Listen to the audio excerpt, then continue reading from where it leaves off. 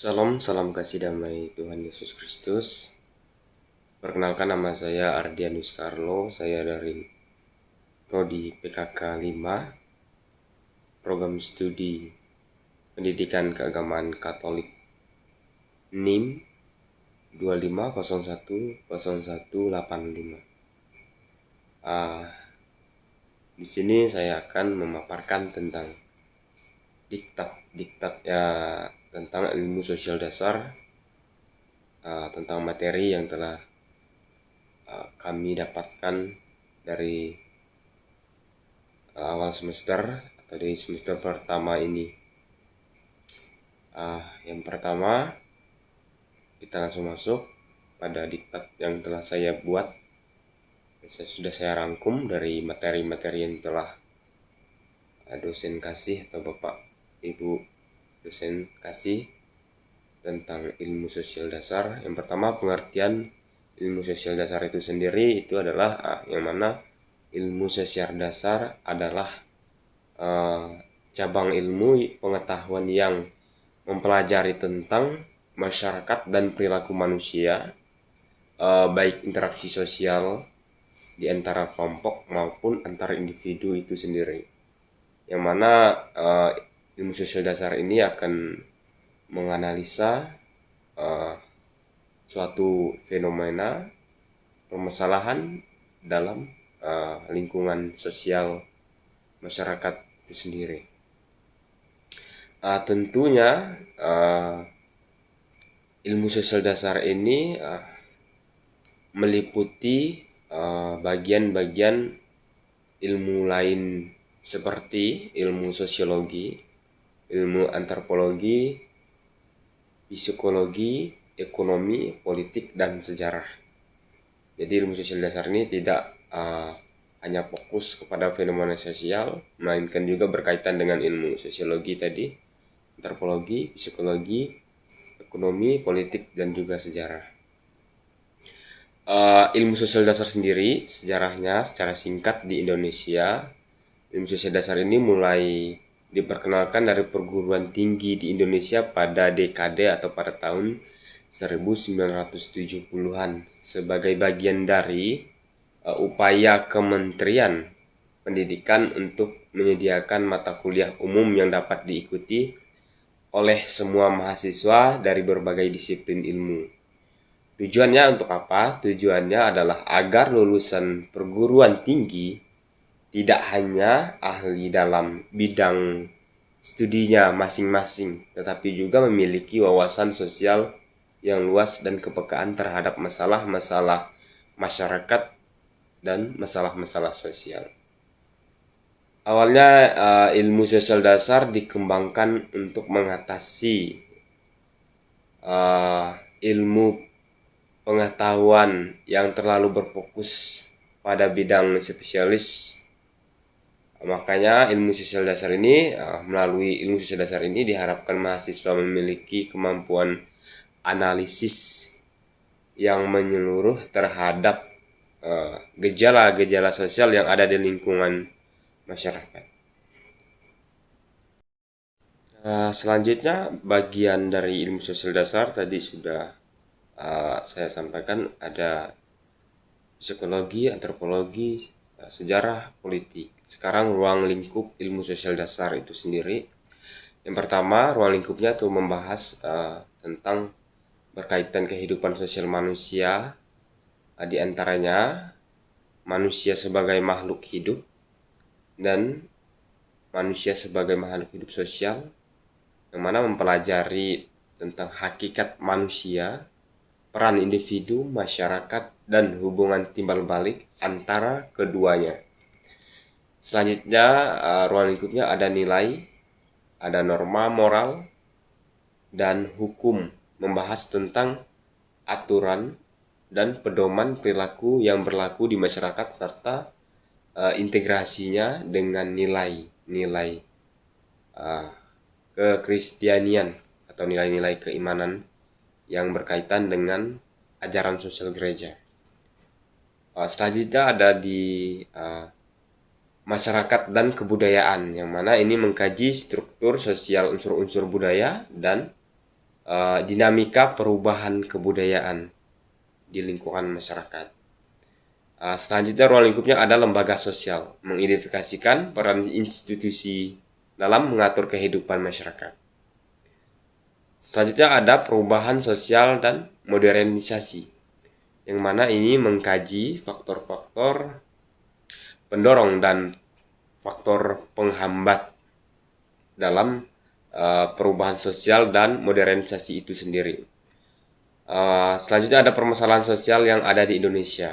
Ruang lingkupnya itu juga tentunya tentang permasalahan sosial yang ada di Indonesia, yang mana ini akan menganalisa atau menganalisis masalah seperti kemiskinan, pengangguran, intoleransi, dan kerusakan lingkungan. Ilmu sosial dasar dalam perspektif ajaran sosial gereja mengintegrasikan prinsip-prinsip martabat manusia, kebaikan bersama, solidaritas, dan subsidiaritas dalam analisis sosial. Nah, itu ruang lingkup dari ilmu sosial dasar itu sendiri tadi. Setelah ruang lingkup ilmu sosial dasar, sekarang manfaat dari mempelajari ilmu sosial dasar itu sendiri bagi mahasiswa pendidikan agama Katolik. Bagaimana mahasiswa Katolik mempelajari SD ini memberikan manfaat strategis sekali, yaitu yang pertama meningkatkan pemahaman kontekstual, membantu mahasiswa memahami masyarakat yang menjadi ladang karya pastoral. Itu yang pertama. Yang kedua itu membangun rasa empati serta kepedulian sosial yang menumbuhkan kesadaran akan penderitaan sesama sebagaimana yang diajarkan oleh Tuhan Yesus itu sendiri. Poin selanjutnya yaitu ada mengembangkan kemampuan komunikasi lintas budaya untuk mewartakan Injil di tengah-tengah keberagaman. Jadi kita mengembangkan kemampuan komunikasi di lintas budaya sangat penting untuk mewartakan Injil di tengah keberagaman, terutama kita yang tinggal di Indonesia ini tidak hanya beragam suku, tapi juga budaya, agama, dan kepercayaan. Jadi itu sangat penting. Poin selanjutnya yang keempat, mempersiapkan diri untuk pelayanan pastoral, yang mana untuk memahami masalah sosial dan juga untuk memudahi kita merancang program pastoral yang relevan. Karena di ilmu sosial dasar ini kita kan belajar tentang menganalisis dan menganalisa suatu masalah sosial yang ada di lingkungan, baik di lingkungan gereja maupun lingkungan masyarakat. Yang kelima adalah menjadi agen perubahan yang mempromosikan keadilan, perdamaian, dan kebaikan bersama. Nah, itu manfaat untuk mempelajari ilmu sosial dasar. Selanjutnya ada hubungan ilmu sosial dasar dan ilmu lain. Tentunya ilmu sosial dasar bersifat saling berhubungan ya dengan ilmu lain, sehingga memiliki hubungan yang erat antara satu dengan yang lain hubungan. Yang pertama, hubungannya ada dari ilmu sosiologi sebagai dasar memahami struktur dan dinamika masyarakat. Kedua, ada antropologi tadi untuk memahami kebudayaan dan kearifan lokal. Yang ketiga, ada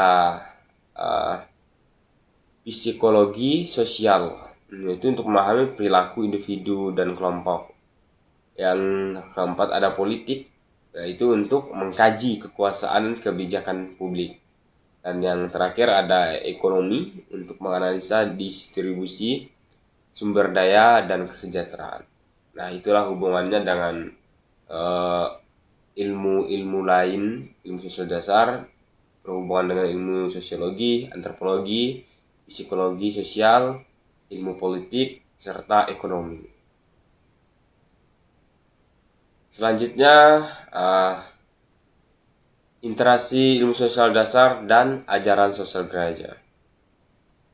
Ajaran sosial gereja adalah panduan moral yang dikembangkan gereja Katolik untuk menanggapi masalah-masalah sosial, politik, dan ekonomi. Berlandaskan kitab suci, tradisi suci, dan refleksi pastoral gereja yang mana ajaran sosial gereja ini memiliki prinsip-prinsip yang utama.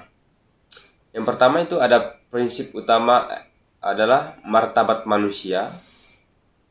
Yang kedua ada kebaikan bersama. Tiga ada solidaritas. Keempat ada subsidiaritas.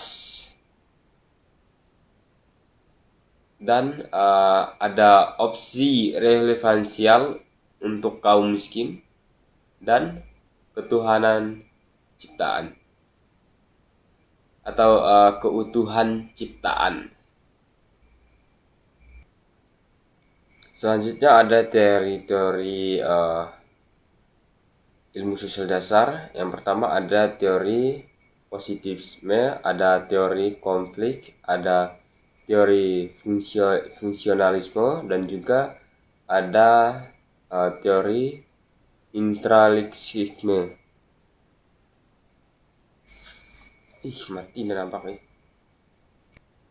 Dan ada juga terakhir ada teori interreaksisme simbolik. Dan ada